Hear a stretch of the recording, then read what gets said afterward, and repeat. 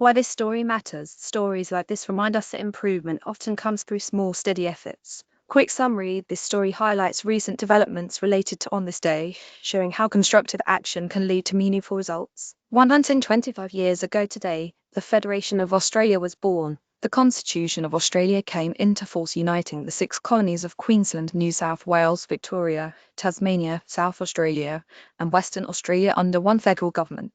The idea of being Australian had been celebrated in songs and poems for decades. Finally, a fireworks display in Sydney marked the political achievement with a sign that read "One People, One Destiny." 1901, Edmund Barton 1902, and the reading of the Queen's Proclamation as the 6 colonies had become inspired by other federations that had emerged around the world, such as the US and Canada. Their slogan became "A nation for a continent and a continent for a nation." Each of the states kept their systems of government and legislatures, but they wanted a federal government that would be responsible for matters concerning the whole nation. Championing a national railway system, Sir Henry Parkes, the instrumental and persuasive Premier of the colony of New South Wales, was known as the father of federation, though he died before its fruition. Would you like to read more good news about On This Day and this day in history? He said in his famous 1889 Tenterfield oration, a speech that birthed the unification of a nation, "Surely what the Americans have done by war, Australians can bring about in peace." Sir Edmund Barton, a judge, was also instrumental to the process and later inaugurated as the first Prime Minister.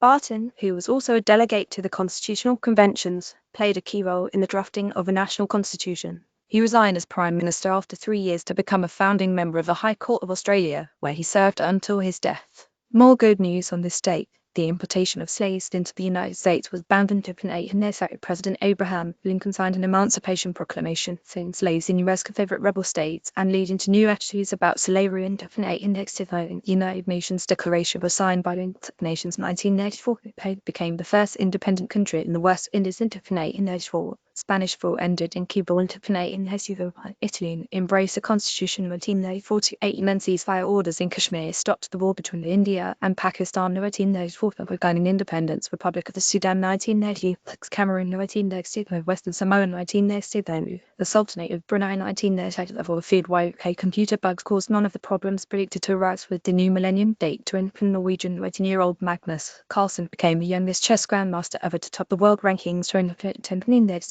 years ago today. The world's first Mercy Hospital was founded in Pittsburgh, United States, by a group of Sisters of Mercy from Ireland.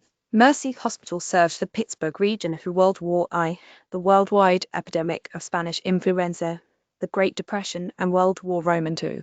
One of the most compelling examples of the hospital service to the community occurred in 1937, when Mercy Hospital donated more than 11 million worth of healthcare services in today's money. Mercy Hospital Grazer Park House CC 4.0. By SA, the name Mercy went on to grace over 13 major hospitals throughout Pennsylvania, 1 in New York, 1 in Maryland, 1 in Canada, 1 in the Philippines, and 7 in Australia. Thomas Carnegie was elected as the Pittsburgh location's first board president.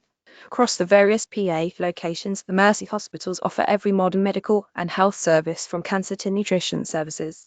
1804 years ago today, the hymn that would become Amazing Grace, then known as Unchronicled Saint in column 1619, was first used to accompany a sermon led by John Newton in the town of Olney, Buckinghamshire. It is unknown if there was any music accompanying the verses. It may have been chanted by the congregation. It debuted in print in 1719 in Newton's and Cowper's Olney hymns, but settled into relative obscurity in England.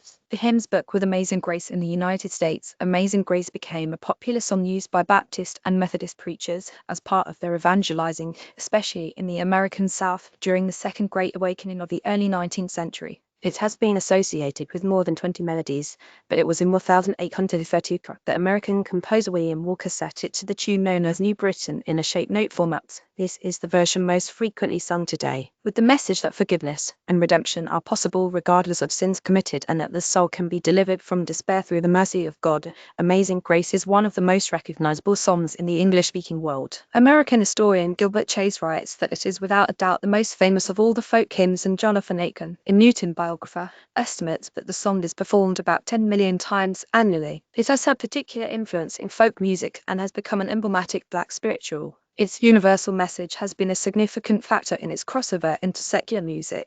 Amazing Grace became newly popular during the 1960s revival of American folk music, and it has been recorded thousands of times during and since the 20th century by everyone from Aretha Franklin to Jeff Beck. One 1764 years ago today, Ellis Island opened as an immigration depot in the New York City harbor. Over 40% of the US population, 100 million Americans, can trace their roots back to this epic doorway. 17 million immigrants took their first steps towards freedom and opportunity at the Ellis Island Processing Center. Check out the sampling of the amazing names recorded at Ellis Island. Some of the greatest talents in literature, entertainment, politics, and science came through these halls after traveling across the ocean in search of a better